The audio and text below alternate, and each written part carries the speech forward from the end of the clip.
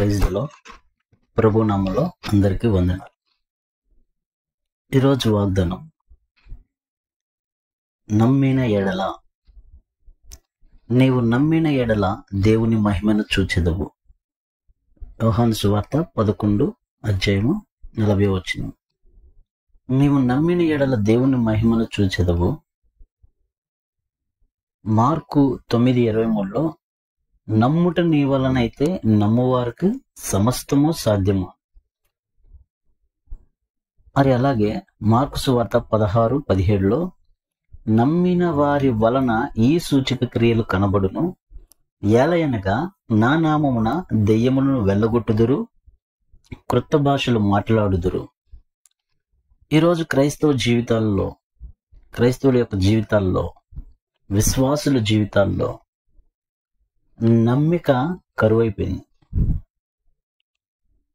నమ్ముట నీ వలనైతే నమ్మువానికి సమస్తము సాధ్యమే అన్నారు. మరి మనకి అన్నీ ఎందుకు సాధ్యం కావట్లా? 2 విషయాలు. 1, నమ్మకం ఉండట్లా. 2, దేవుని చిత్తానుసారమైనవి అడగట్లా. ఈ రెండిట్లో ఏదో ఒక లోపం ఉంటేనే కార్యాలు చూడలేకపోతున్నాం. విశ్వాసుల జీవితంలో విశ్వాసులు అంటే నమ్మట, విశ్వసించిన బడిన వాటిని నమ్మటం. అంటే ఉదాహరణకి మైసూర్ బజ్జీలో మైసూర్ ఉండదు. అలాగే విశ్వాసుల జీవితంలో, కొంతమంది విశ్వాసుల జీవితంలో విశ్వాసం అంటే నమ్మిక లేకపోవడం ద్వారా కొన్ని కార్యాలు చూడలేకపోతున్నారు. అందుకే దేవుడు స్పష్టంగా ఏం చెప్తున్నాడంటే, నమ్ముట నీ వలనైతే నమ్మువానికి సమస్తము సాధ్యము. ఇక్కడ ఎందుకు ఈ ప్రభువారి మాట చెప్పాడంటే, ఒక వ్యక్తి తన కుమారుని బాగు చేయమని శిష్యుల దగ్గరికి వస్తే శిష్యులు బాగు చేయలేకపోతారు, స్వస్థత కలిగించలేకపోతారు. అందుకని ఆ వ్యక్తి యేసయ్య దగ్గరికి వచ్చి, ప్రభువా, నీ శిష్యులు బాగుపరచలేకపోయారు, స్వస్థపరచలేకపోయారు, నీ వలన ఏదైనా అయితే సహాయం చేయి అని అడుగుతాడు. అంటే యేసుక్రీస్తు ప్రభువారిని కూడా క్వశ్చన్ చేస్తున్నాడు, నీ వలన ఏదన్నా అయితే. ఇప్పుడు ప్రధానమంత్రి మన దగ్గరికి వచ్చాడు, ఏం కావాలని అడిగితే 10 రూపాయలు ఇవ్వండి అంటే ఎలా ఉంటది?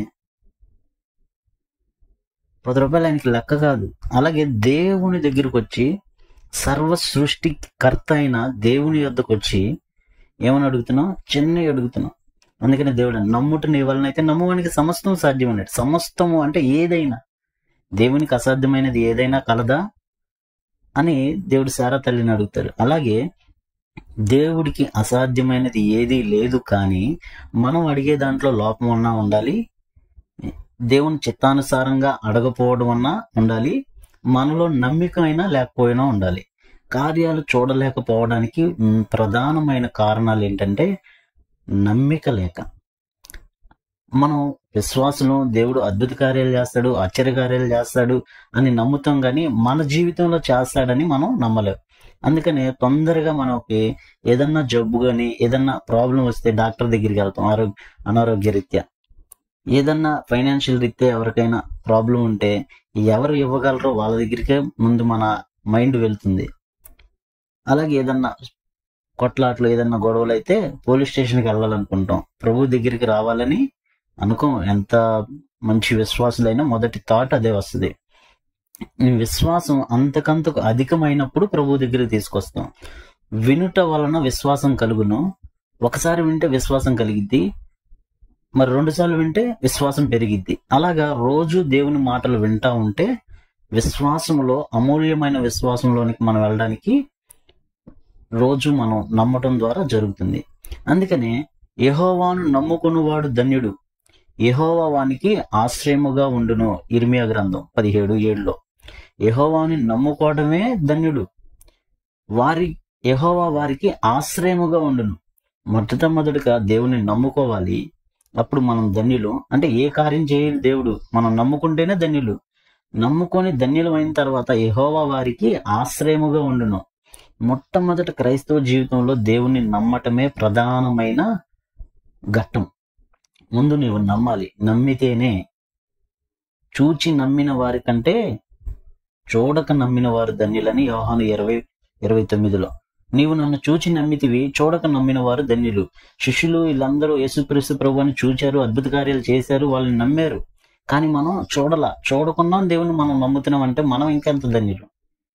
ఎంత ధన్యులమైనా మనం ఈ శ్రమల్లో కృంగిపోతున్నాము, ఎన్ని చేస్తున్నామంటే నిజమైన నమ్మిక లేక. అందుకనే 2 తిమోతి 1:12 ఆ హేతువు చేత ఈ శ్రమలు అనుభవించుచున్నాను గాని నేను నమ్మిన వాని ఎరుగుదును గనక సిగ్గుపడను.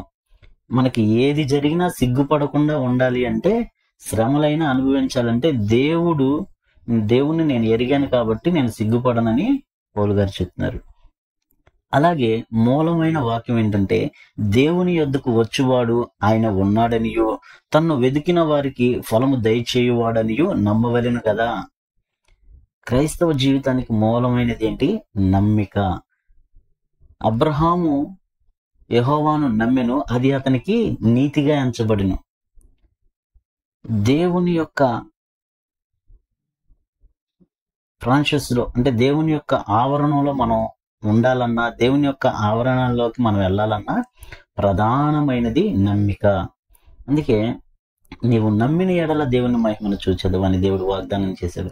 మనం నమ్మితే దేవుడు మనకి సమస్తము సాధ్యమే. మనం ఎంతవరకు నమ్ముతామో దేవుడు అంత దూరంగా ఉంటాడు. దేవుడు ఎంత దగ్గరగా ఉన్నాడయ్యా అని ఒక వ్యక్తికి తెలియాలి అంటే, నువ్వెంత నమ్మితే అంత దగ్గరగా ఉంటాడు. నా పక్కన ఉన్నాడని నువ్వు నమ్మితే నీ పక్కన ఉంటాడు. రేపు దేవుడు నాతో మాట్లాడతాడు అని నువ్వు నమ్మితే రేపే మాట్లాడతాడు. లేదు ఇప్పుడు మాట్లాడుతున్నాడు అని నువ్వు నమ్మితే ఇప్పుడే మాట్లాడుతున్నాడు. అలాగే నీ నమ్మికను బట్టి నీ యొక్క కార్యము, నీ యొక్క అద్భుత కార్యాలు, ఆశ్చర్య కార్యాలు నువ్వు నమ్మిన దాన్ని బట్టి ఆధారపడి ఉంటుంది. దేవుడి మాటలను దీవించును గాక. దేవుడి ఈ వాగ్దానం మన పట్ల, మన కుటుంబాల పట్ల, ప్రతి ఒక్కరి పట్ల నెరవేర్చబడును గాక. ఆమేన్. Praise lord. ప్రభునామములో అందరికీ వందనాలు.